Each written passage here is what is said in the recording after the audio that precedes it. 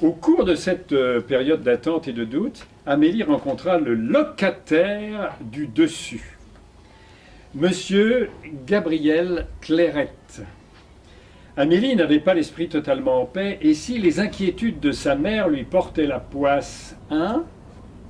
Et si le locataire se révélait une nouvelle Maisonneuve? Bon, il avait 90 ans, tout état de cause, il ne devrait pas rester en vie encore trop longtemps. Peut-être valait-il mieux vérifier. Et c'était son droit, après tout, elle avait acheté l'appartement avec lui dedans et il lui semblait légitime qu'elle fasse connaissance de l'un, de l'autre.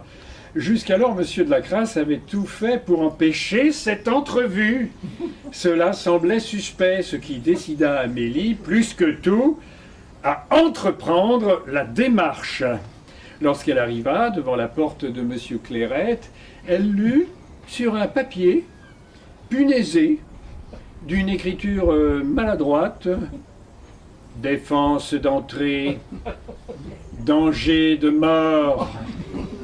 Malgré cet avis peu engageant, elle sonna tout en se demandant à qui ces menaces s'adressaient.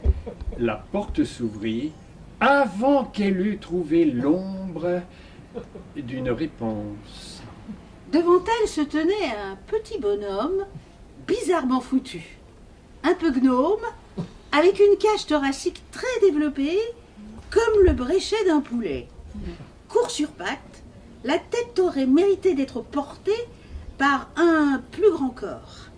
Le visage était beau, allongé, le nez droit, la peau étonnamment lisse pour celle d'un vieillard, fine, presque transparente, les lèvres étaient minces, mais ce qui surtout frappa Amélie, ce furent les yeux, très clairs, très froids, un regard pénétrant. Des yeux de serpent, se dit-elle, bien qu'elle n'ait jamais eu l'occasion de regarder un serpent dans les yeux.